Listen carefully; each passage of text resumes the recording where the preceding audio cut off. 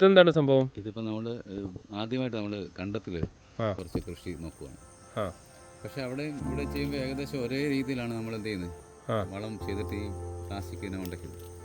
ഇപ്പം നിലവിലിനകത്ത് നമ്മൾ വളമിട്ട് പുരട്ടി ആദ്യ സമയത്ത് കുമ്മായി ഇട്ടതിന് ശേഷം വളമൊക്കെ ഇട്ട് ഒരു 2 ആഴ്ചയോളം ആയിപ്പോൾ വൃത്തിയായിട്ടൊന്ന് മഴ പെയ്തുകൊണ്ട് ചെറിയ കട്ടകളൊക്കെ ഉള്ളത്. അതുപോലെ നമ്മളിപ്പോൾ ഇതിനകത്ത് ഇനിയും പ്ലാസ്റ്റിക്കിലും ട്രിപ്പ് കൊടുത്തിട്ട് ഇതിനകത്ത് നമ്മൾ എന്ത് ചെയ്യും, വിത്തിറക്കും. അവിടെ എന്താണ് ചെയ്തത് അതേപോലെ തന്നെ. ഇവിടുത്തെ ഒരു പ്രത്യേകത അവിടുത്തേക്കാൾ കൂടുതൽ ജലാംശം കൂടുതലായതുകൊണ്ട് തന്നെ ഒരു തരത്തിൽ നല്ലതുമാണ്. പക്ഷെ ഒരു തരത്തിൽ കുറച്ച് നമ്മൾ ശ്രദ്ധിക്കേണ്ട കാര്യമുണ്ട്. ഇവിടെ കൂടുതൽ മണ്ണ് നനഞ്ഞിരിക്കുകയാണെങ്കിൽ എളുപ്പം കൂടുതലാണെങ്കിൽ വേര് ചീലൊക്കെ ഉണ്ടാകാൻ സാധ്യത. അതൊക്കെ നോക്കി അങ്ങനെയുള്ള വിളകൾ നടന്നു വരും അല്ലേ? എല്ലാ രീതിയിലെ വിളകൾ ഇപ്പം ഇവിടെ ചുറ്റുപാടും നോക്കിയാൽ സാധാരണ ആൾക്കാർ വളരെ കുറച്ചേ ഉള്ളൂ ഇങ്ങനെ പച്ചക്കറികൾ നടുന്നത്. കാരണം മുമ്പേ നിഖിൽ സാറ് പറഞ്ഞ പോലെ തന്നെ ഈ കൃഷി ചെയ്ത് ആൾക്കാർക്ക് നഷ്ടം സംഭവിക്കുന്നത് കൊണ്ട് അവർ മരച്ചീനിയിലേക്ക് മാറിയിട്ടുണ്ട്. അപ്പുറം നോക്കിയാൽ പയറ് കാണാം. വളരെ കുറച്ച് ഇവിടെ ഈ പ്രദേശങ്ങളൊക്കെ നോക്കിയാൽ 1-2 സ്ഥലങ്ങളിലേ ഉള്ളൂ ഈ പയറും അങ്ങനെയുള്ള ഐറ്റംസ് ഒക്കെ ഇട്ടേക്കുന്നത് കാണും. ബാക്കി ആൾക്കാർക്ക് വളവും വാഴയും അങ്ങനെയൊക്കെയുള്ള ഐറ്റംസ്. ഈ ചേട്ടൻ ഇതാണ് നമ്മുടെ ചേട്ടനാണ് നമ്മുടെ എന്തൊക്കെ പിന്നെ ഹെൽപ്പർ അല്ലേ? അതിന് വേണ്ട സാധനങ്ങളും ആവശ്യമുള്ള സമയത്ത് വളങ്ങളും മണ്ണ് എങ്ങനെ സെറ്റ് ചെയ്യാന്നൊക്കെ കൃത്യമായി നോക്കി. ഓക്കെ, ചേട്ടൻ്റെ പേരെന്താ ചേട്ടാ? എൻ്റെ പേര് ലാലു. അത് ശരി. ഞങ്ങളെ പറമ്പുകളൊക്കെ പോയി കണ്ടിരുന്നു. അപ്പോൾ ഗംഭീരമായിട്ട് അതിൻ്റെ അകത്ത് കൃഷിയൊക്കെ ചെയ്ത് പച്ചക്കറികളൊക്കെ നല്ല ഗംഭീരമായിട്ട് ഇങ്ങനെ ആയി നിൽപ്പുണ്ട്.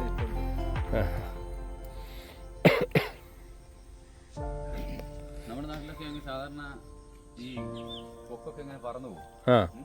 ഇതിപ്പോ നമ്മൾ അവിടെ ചെന്നാൽ പോലും അങ്ങനെ ചെയ്യത്തില്ല, അനങ്ങത്തില്ല. ഇപ്പുറത്തോട്ട് മാറി നിൽക്കാറേ ഉള്ളൂ സാധാരണ. ഇത്ര ഇണക്കമുള്ള ജീവികളുണ്ടോ എന്ന് നമുക്ക് തോന്നുന്നു ചിലപ്പോഴും. അടുത്ത് പോലും പോകത്തില്ല. വളരെ ക്ലോസ് ആയിട്ട് ഇങ്ങനെ നിന്നാ ഇപ്പൊ അതിനെ ശ്രദ്ധിക്കുന്നുണ്ടായിരിക്കാം ചിലപ്പോൾ. നമ്മൾ അടുത്തുനിന്ന് ഇത് മണ്ണ് വിട്ടാൽ നമ്മുടെ കൂടെ ശരി. ചേട്ടൻ ഇതിൽ കൃഷിയിലേക്ക് വന്നിട്ട് എത്ര വർഷമായിട്ടുണ്ട്? കൃഷിയിലേക്ക് വന്നിട്ട് കുറെ നാളായി. പിന്നെ ഇടയ്ക്കിടയ്ക്ക് ഇവിടുന്ന് ഗൾഫിൽ പോകും, വീണ്ടും വന്ന് ചെയ്യും. ശരി.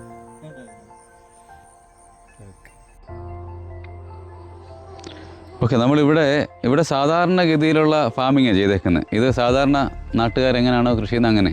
നമ്മൾ അവിടെ കണ്ടതിൻ്റെ പേര് ഓപ്പൺ പ്രിസിഷൻ ഫാമിംഗ് എന്ന് പറയും. അതായത് അതിനകത്തൂടെ വെള്ളവും വളവും ഒക്കെ ഓട്ടോമാറ്റിക്കലി എന്ത് ചെയ്യാം, നമുക്ക് വേണമെങ്കിൽ ട്രിപ്പിനകത്തൂടെ കൊടുക്കാം. ഇവിടെ അങ്ങനെയല്ല. നമ്മുടെ സാധാരണ ഇത് രണ്ടും ചെയ്തിട്ട് എന്താണ് വ്യത്യാസം നമുക്ക് അറിയണമല്ലോ. നമ്മൾ തുടങ്ങിയത് മറ്റേ രീതിയിലാണ് ചെയ്തത്. ഇതെന്താ കൃഷി ചെയ്തേക്കുന്നത്? ഇപ്പം ഇത് കുക്കുംബറാണ്. ശരി. ഇത് 1-2 സൈസിലെ കുക്കുംബർ. ഇപ്പോൾ കുക്കുംബറിൻ്റെ ഈ മഴ ഇല്ലെങ്കിൽ ഇത് നന്നായിട്ട് എന്ത് ചെയ്യും, ഇപ്പം പൂ ഇട്ടിട്ടുണ്ട്. ഇവിടെ കുക്കുംബറായി വരുന്നുണ്ട്. ഇത് വേണ്ട, ഇതൊക്കെ കുക്കുംബറായി വരുന്നുണ്ട്.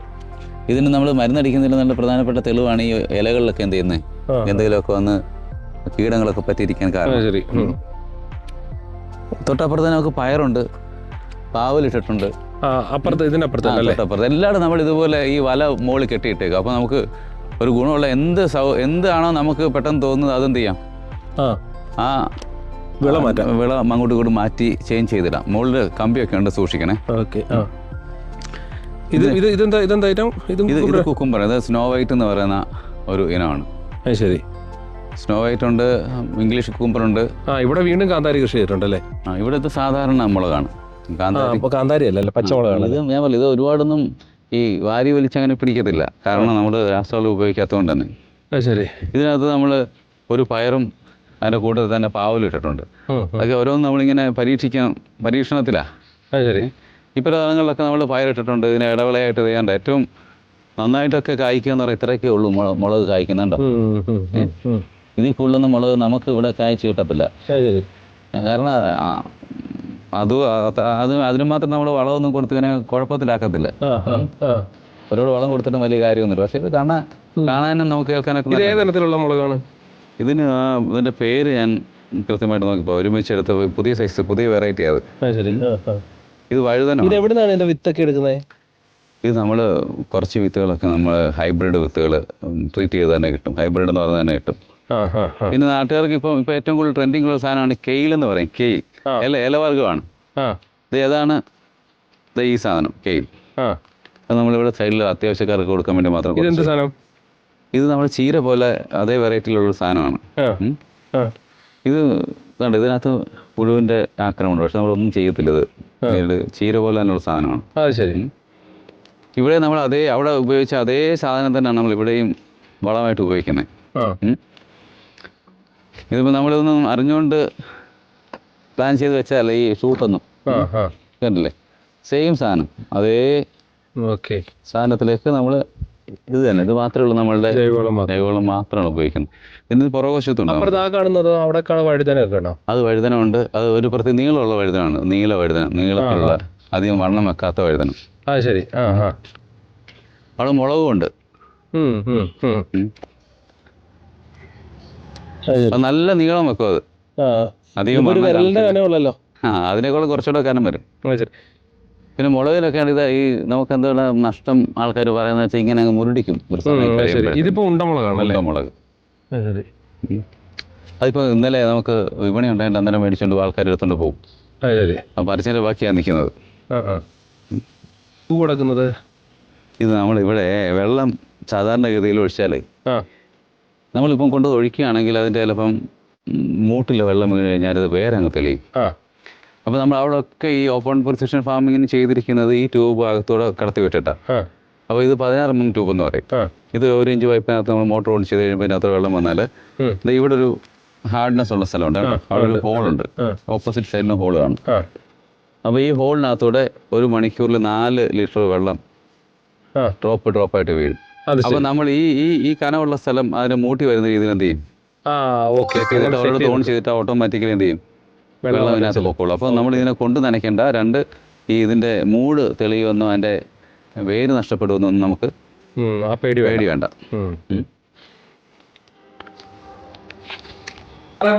ഈ ഫാമിങ്ങിലേക്ക് കൃഷിയിലേക്ക് വരുന്നതെന്ന് വെച്ച് കഴിഞ്ഞാൽ ഇച്ചിരി പ്രായം ചെന്നിട്ടുള്ള ഒരു റിട്ടയർമെന്റ് ലൈഫ് ഒക്കെ ആസ്വദിക്കുന്ന ആളുകളായിരിക്കും ഫാമിങ്ങിലേക്ക് വരുന്നത്. നിങ്ങൾ വളരെ യങ് ആണ്. നിങ്ങൾ വളരെ യങ് ആയിട്ടുള്ള ആളുകൾ എന്തുകൊണ്ടാണ് ഈ ഫാമിംഗ് തിരഞ്ഞെടുക്കാനുള്ള കാരണം? കോർപ്പറേറ്റ് ജോലി തന്നെ ആയിരുന്നു. അപ്പോൾ അതിലെന്ന് പറയുന്നത് നമുക്കൊരു വേറെ തരം സന്തോഷമൊന്നുമില്ല, സാലറി കിട്ടും, അതിനൊരു നോർമൽ ലൈഫ്.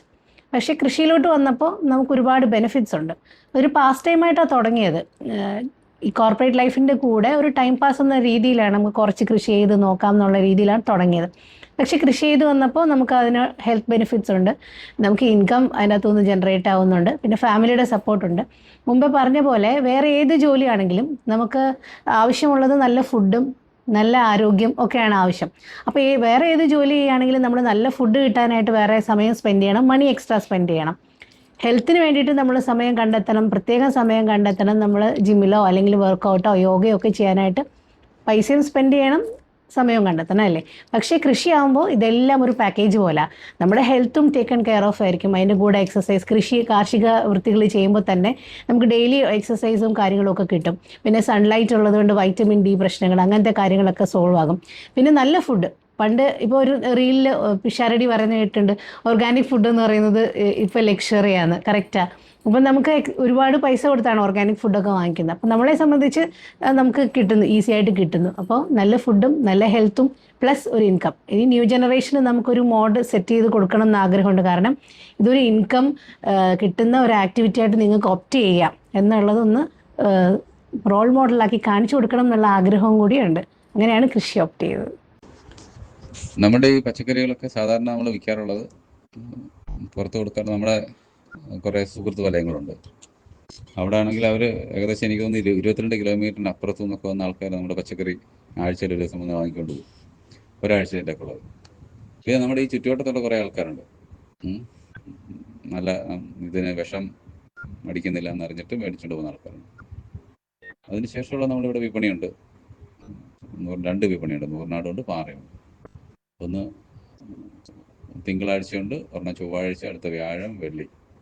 ഈ 4 ദിവസങ്ങളിൽ നമുക്കിവിടെ വിപണി ഉണ്ടാകും. പിന്നെ താമരക്കുളത്തുണ്ട്. അങ്ങനെ 2 വിപണികൾ വഴി നമ്മൾ ഇത് വിറ്റഴിക്കാറാണ് പതിവ്. നമ്മളെപ്പോഴും ഈ ജൈവവളം എന്ന് പറയത്തില്ലേ, ഈ എന്തിനാണ് ഈ ജൈവവളം എന്ന് നമ്മൾ എടുത്തെടുത്ത് പറയുന്നത് ചോദിച്ചാൽ, ജൈവവളവും രാസവളവും തമ്മിൽ ചെടികൾക്ക് തിരിച്ചറിയാൻ പറ്റുമെന്ന് ചോദിച്ചാൽ തിരിച്ചറിയാനേ പറ്റത്തില്ല. അതിന് എന്താണോ ഡെഫിഷ്യൻസി, അതായത് കുറവുള്ളത് എന്തോ അത് മണ്ണിൽ നിന്ന് വലിച്ചെടുക്കുക എന്നേ ഉള്ളൂ ചെടികളെ സംബന്ധിച്ചിടത്തോളം. പക്ഷേ സാധാരണ നമ്മൾ മനുഷ്യൻ സാധാരണ ഭക്ഷണത്തിൽ നിന്ന് ജങ്ക് ഫുഡിലേക്ക് മാറുന്നത് പോലെ അപ്പോൾ നമുക്ക് എന്തൊക്കെ സംഭവിക്കുന്നത് വെച്ചാൽ നമ്മുടെ ശാരീരികമായ അവസ്ഥയിൽ അല്ലെങ്കിൽ ആയസിലോ നമ്മുടെ അകത്തിരിക്കുന്ന അവയവങ്ങളിലൊക്കെ ചെറിയ വർക്കിങ്ങിൻ്റെ പ്രശ്നം വരുന്നത് പോലെ തന്നെ ചെടികളിലും ഇതേപോലെ തന്നെ പ്രശ്നം ഉണ്ടാകും. അപ്പോൾ നമുക്ക് 130-140 ദിവസം വരെ സാധാരണ വിളവ് കിട്ടും. സാധാരണ 90 മുതൽ 100 ദിവസം എന്നാണ് സാധാരണ കൃഷിക്കാർ പറയുന്നത്. പക്ഷേ ജൈവ വിളവായിട്ട് ഉപയോഗിച്ചാൽ നമുക്കൊരു 120 മുതൽ 130 ദിവസം 140 ദിവസം വരെയൊക്കെ നമുക്കതിനെ നിലനിർത്താൻ പറ്റും. അതൊരു കാരണം. 2, ഈ രാസവളം എന്താണ് ഉപയോഗിക്കരുതെന്ന് പറയാൻ കാരണം, ഈ കൃഷി ഈ ക്രോപ്പിനേക്കാൾ കൂടുതൽ നമ്മുടെ മണ്ണിൻ്റെ ഘടനയെ ഇവനെന്ത് ചെയ്യും, മോശമാക്കി കളയും. മണ്ണിനെ വിഘടിപ്പിക്കുന്ന വേറൊരു രീതിയിലേക്ക് ഇതിനെ മാറ്റിക്കളയും. അതുകൊണ്ടാണ് രാസവളം അധികം ഉപയോഗിക്കരുതെന്ന് പറയുന്നത്. നമ്മളുടെ ഏറ്റവും വലിയ പ്രത്യേകത, നമ്മൾ രാസവളം ഉപയോഗിക്കാറില്ല, നമ്മൾ കീടനാശിനികൾ ഉപയോഗിക്കാറില്ല. ഈ കീടനാശിനിയാണ് യഥാർത്ഥത്തിൽ മനുഷ്യന് ഹാംഫുൾ ആയിട്ടുള്ളത്. പയറ്, പാവല്, വെണ്ട അങ്ങനെയൊക്കെയുള്ള സാധനം നമ്മൾ എല്ലാ ദിവസവും നമ്മൾ ക്രോപ്പ് ചെയ്യുന്ന. അതില് മാഡത്തിന് എന്ത് സപ്പോർട്ടാണ് മാഡം ഫാമിങ്ങില് അഭിലാഷ് കൊടുക്കുന്നത്? അല്ലെ, എല്ലാ ആക്ടിവിറ്റീസിലും ഫിസിക്കലി ചെയ്യേണ്ട കാര്യങ്ങളെല്ലാം ചെയ്യുന്നുണ്ട്. ആദ്യം നമ്മൾ തന്നെയായിരുന്നു ചെയ്തുകൊണ്ടിരുന്നത്. അപ്പോൾ ഓപ്പൺ പ്രിസിഷൻ ഫാമിംഗ് എന്നുള്ളൊരു ടെക്നിക്കിലാണ് നമ്മൾ ചെയ്യുന്നത്. അപ്പോൾ അതെല്ലാം ചേട്ടൻ അതെല്ലാം പഠിച്ച് അതെല്ലാം ഇംപ്ലിമെൻറ്റ് ചെയ്യാൻ തുടങ്ങി. ആദ്യമൊക്കെ നമുക്ക് ആൾക്കാരെ ജോലിക്ക് കിട്ടാനൊക്കെ ഉള്ള പ്രയാസം ഉണ്ടായിരുന്നു. അപ്പോൾ ഞങ്ങൾ തന്നെ ഫുൾ ഫിസിക്കൽ ആക്ടിവിറ്റീസ് എല്ലാം നമ്മൾ തന്നെയാണ് ചെയ്തുകൊണ്ടിരുന്നത്. ഇപ്പോൾ ആണ് ഒരു ചേട്ടൻ ഫുൾ ടൈം, ലാലു എന്ന് പറഞ്ഞൊരു ചേട്ടൻ ഫുൾ ടൈം നമുക്കുണ്ട്, വളരെ ഹെൽപ്പാണ്. അങ്ങനെ ഇപ്പോൾ ഒരു ചേട്ടൻ്റെ ഹെൽപ്പോടുകൂടിയാണ് കൃഷി നടക്കുന്നത്. ദീപ മാഡം ഓപ്പൺ പ്രിസിഷൻ ഫാമിങ്ങിനെ പറ്റി പറഞ്ഞു. എന്താണ് അതൊന്ന് പറഞ്ഞു? നമ്മുടെ നാട്ടിൽ ഇപ്പോൾ ഏറ്റവും കൂടുതൽ ബുദ്ധിമുട്ടുന്നത് വെള്ളത്തിന് വേണ്ടിയൊക്കെയാണ്. കൃതകൃത്യത കൃഷി എന്നാണ് പറയുന്നത്. അതായത് ഓരോ വിളകൾക്കും ഇത്ര മാത്രം വെള്ളം മതി. നമ്മൾ സാധാരണ ചെയ്യുന്നത് കുറേ വെള്ളം കൊണ്ട് ഒഴിച്ച് കളയും. അപ്പോൾ അതിനകത്ത് കൃത്യമായി ആവശ്യത്തിന് വെള്ളം, അതിനെ ട്രിപ്പ് ഇറിഗേഷൻ എന്ന് പറയും. എന്നിട്ട് ഈ മണ്ണിനെ ഒരു പ്രത്യേക രീതിയിൽ നമ്മൾ സെറ്റ് ചെയ്ത് ഒരു മൾച്ചിങ് ഷീറ്റ് എന്ന് പറയുന്ന ഷീറ്റ് ഇട്ട് കഴിയുമ്പോഴത്തേന് ഇതിനകത്ത് നല്ല രീതിയിൽ ചൂട് നിൽക്കും, ഹ്യൂമിഡിറ്റി നിൽക്കും. അതിൻ്റെ പ്രത്യേകത എന്താണെന്ന് ചോദിച്ചാൽ, നമ്മൾ സാധാരണ കൃഷി ചെയ്യുമ്പോൾ ആ കൃഷിസ്ഥലത്ത് രണ്ടാമതൊന്ന് കൈകൊണ്ട് മണ്ണൊന്ന് ഇളക്കി നോക്കിയാൽ ഭയങ്കര ഹാർഡായിരിക്കും. അതിനകത്തുള്ള റൂട്ട് മൂവ് ചെയ്യാൻ ഭയങ്കര ബുദ്ധിമുട്ടുണ്ടാകും. ഈ ഓപ്പൺ പ്രിസിഷൻ ഫാമിങ്ങിൻ്റെ പ്രത്യേകത എന്ന് വെച്ചാൽ ഇതിനകത്ത് എപ്പോഴും മണ്ണിളക്കം ഉണ്ടാവും. അത് തന്നെയല്ല, ഒരു പ്രാവശ്യം നമ്മൾ ഈ മണ്ണ് എല്ലാം സെറ്റ് ചെയ്തിട്ട് കുമ്മായൊക്കെ ഇട്ട് സെറ്റ് വളം കൂടി ഇട്ടാൽ നമുക്ക് ഒരു വർഷത്തേക്ക് പിന്നെ എന്ത് ചെയ്യാം, ഇതിൽ തന്നെ കണ്ടിന്യൂസ് കൃഷി ചെയ്യാം. അപ്പോൾ ഇതാണ് ഓപ്പൺ പ്രിസിഷൻ ഫാമിങ്ങിൻ്റെ പ്രത്യേകത. ഈ ആദ്യം നമുക്ക് കുറച്ച് കൂടുതൽ ചിലവാകുമെങ്കിലും പിന്നീട് നമുക്ക് എന്ത് ചെയ്യാം, നമ്മളെ ലേബർ കോസ്റ്റ് കുറച്ച് വെക്കാം. വെള്ളം ഒഴിക്കാൻ ആൾ വേണ്ട, ഈൽഡെടുത്താൽ മതി. പിന്നെ വളം വേണമെങ്കിൽ ഇതിനകത്ത് നമുക്ക് ഈ ഗോമൂത്രവും അങ്ങനെയുള്ള കാര്യങ്ങളൊക്കെ അരിച്ച് അതിനകത്തൂടെ ഫിൽറ്റർ ചെയ്ത് ഇതിനകത്തൂടെ തന്നെ പോകാം. വളം ഇതിനകത്തൂടെ തന്നെ കൊടുക്കാൻ പറ്റും. അതിന് വെഞ്ചുറി എന്ന് പറയുന്ന ഒരു സംവിധാനം, ഫിൽറ്ററിങ് സംവിധാനമൊക്കെ ഉണ്ട്. അപ്പോൾ അതൊക്കെ ഉപയോഗിക്കുന്നതുകൊണ്ട് നമുക്ക് വളരെ കുറച്ച് മാൻ പവറേ വരുന്നുള്ളൂ അതിനകത്ത്. അതാണ് അതിൻ്റെ ഏറ്റവും വലിയ മെച്ചം. സാധാരണ ആൾക്കാർ അങ്ങനെ ചെയ്യണമെങ്കിൽ നല്ലതായിരിക്കും. നിങ്ങളുടെ കൃഷിത്തോട്ടം കണ്ടു, ഗംഭീരമായിട്ടുണ്ട്.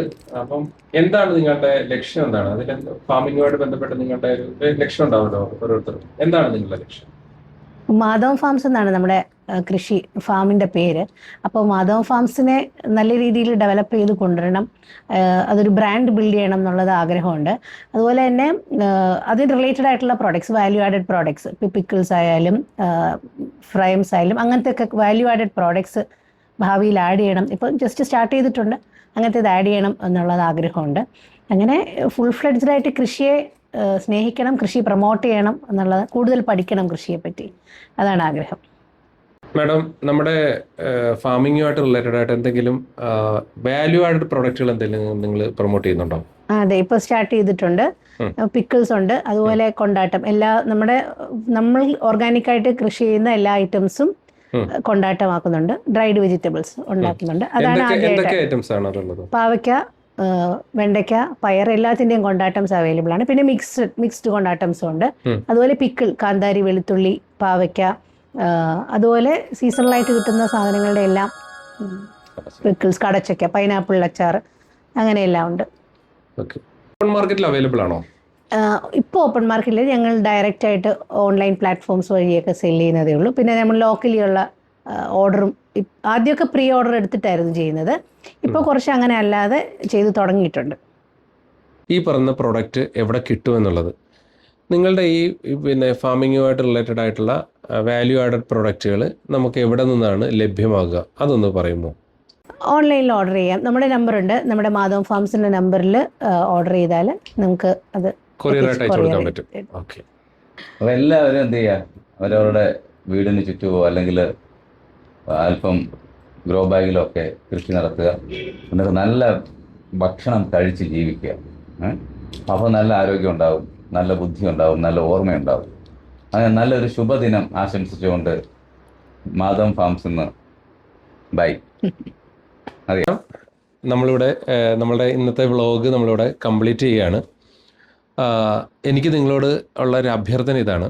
സാധാരണഗതിയിൽ നമ്മൾ ബയോ ഫാമിങ്ങിലേക്ക്, അതായത് ജൈവവള കൃഷിയിലേക്ക് നമ്മൾ വരാതിരിക്കാനുള്ളൊരു കാരണം എന്താണെന്ന് വെച്ച് കഴിഞ്ഞാൽ നമുക്ക് അതിൽ നിന്ന് വിളവ് കുറവാണ് എന്നുള്ളതാണ് എല്ലാവരും പറയുന്ന ഒരു പ്രശ്നം.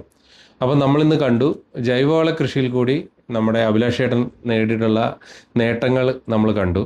2025 മികച്ച കർഷകനായിട്ട് ആലപ്പുഴ ജില്ലയിലെ പാലമേൽ ഗ്രാമപഞ്ചായത്ത് അദ്ദേഹത്തെ മികച്ച കർഷകനായിട്ട് തിരഞ്ഞെടുത്തിട്ടുണ്ടായിരുന്നു. അപ്പോൾ ഇതെല്ലാം ജൈവവള കൃഷിയിൽ നിന്ന് അദ്ദേഹത്തിന് ലഭിച്ചിട്ടുള്ള നേട്ടങ്ങളാണ്. അപ്പം നമ്മളെ സംബന്ധിച്ച് നമ്മൾ ഒരു 15-20 വർഷം മുന്നേ വരെ ക്യാൻസർ എന്ന് പറയുന്ന അസുഖം നമ്മൾ കേട്ടിട്ടുണ്ടോ? കേട്ടുകേൾവി ഉണ്ടായിരുന്നോ? നമ്മൾ ക്യാൻസർ എന്ന് പറയുന്ന അസുഖം ദൂരെ എങ്ങുള്ള ആർക്കോ ഉള്ള ഒരു അസുഖമായിട്ടായിരുന്നു നമ്മൾ പലപ്പോഴും കേട്ടിട്ടുണ്ടായിരുന്നത്. പക്ഷേ ഇന്ന് ക്യാൻസർ സർവ്വസാധാരണമാണ്. അതിനുള്ളൊരു പ്രധാനപ്പെട്ട കാരണം എന്താണെന്ന് വെച്ച് കഴിഞ്ഞാൽ ഈ പറയുന്ന പച്ചക്കറിയിലും മാംസ്യാഹാരങ്ങളിലും അടിക്കുന്ന കീടനാശിനികളാണ്. എൻഡോസൾഫാൻ പോലെയുള്ള മാരക കീടനാശിനികളാണ് പച്ചക്കറിയിൽ അടിച്ചിട്ട് നമ്മുടെ അടുക്കളയിലേക്ക് വരുന്നത്. മാംസ്യാഹാരത്തിലാണെങ്കിൽ ഫോർമാലിൻ അടിച്ചിട്ടാണ് വരുന്നത്. പിന്നെ ഫിഷിങ്ങിനൊക്കെ പോകുന്ന ബോട്ട് 2 ആഴ്ചയൊക്കെ കഴിയുമ്പോഴാണ് തിരിച്ച് കരയിലേക്ക് എത്തുന്നത്. ഈ 2 ആഴ്ച ഈ പിടിച്ചേക്കുന്ന മീനിനെ ഫോർമാലിൻ ഇട്ടിട്ടാണ് അതായത് ഐസ് ആക്കാനായിട്ടുള്ള വെള്ളത്തിൽ ഫോർമാലിൻ ഒഴിച്ചിട്ട് ആ ഐസ് കട്ടയാണ് ഈ മീനിൻ്റെ പുറത്തിട്ടിട്ട് നമുക്ക് പിന്നെ തിരിച്ചവർ കൊണ്ടുവരുന്നത്. ആ മീനാണ് നമ്മൾ കഴിച്ചുകൊണ്ടിരിക്കുന്നത്. അപ്പോൾ മാംസ്യത്തിൻ്റെ രൂപത്തിൽ ഫോർമാലിൻ നമ്മുടെ ഉള്ളിലേക്ക് വരുന്നത്. ഞാൻ ഫോർമാലിനെ പറ്റി പറയേണ്ട കാര്യമില്ല. മാംസ്യം അഴുകാതിരിക്കുന്നതിന് വേണ്ടി ഉപയോഗിക്കുന്ന രാസപദാർത്ഥമാണ് ഫോർമാലിൻ. അതുപോലെ തന്നെ മാരകമായ പച്ചക്കറിയിൽ അടിക്കുന്ന കീടനാശിനിയാണ് ഇത് എൻഡോസൾഫാൻ. അപ്പോൾ അത് അന്യ സംസ്ഥാനങ്ങളിൽ നിന്നാണ് നമ്മൾ ഒരു 90% പച്ചക്കറികൾ നമ്മൾ ആശ്രയിക്കുന്നത്. അതുകൊണ്ട് തന്നെ അവിടുന്ന് കൂടുതൽ വിളവ് കിട്ടാൻ വേണ്ടി അവർ എൻഡോസൾഫാൻ പോലെയുള്ള മാരക കീടനാശിനികൾ അടിച്ചിട്ടാണ് പച്ചക്കറികൾ നമ്മുടെ അതിർത്തികൾ കടന്ന് കേരളത്തിലേക്ക് എത്തുന്നത്. എനിക്ക് നിങ്ങളോട് ഉള്ള അഭ്യർത്ഥന ഇത് മാത്രമാണ്.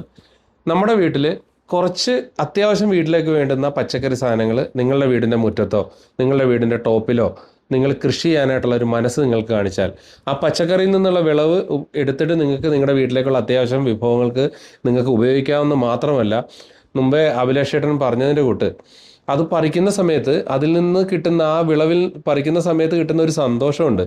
അത് നമ്മൾ ഒരിക്കലും പച്ചക്കറി കടയിൽ നിന്ന് വാങ്ങിക്കുന്ന സമയത്ത് നമുക്കതിൽ നിന്ന് കിട്ടില്ല.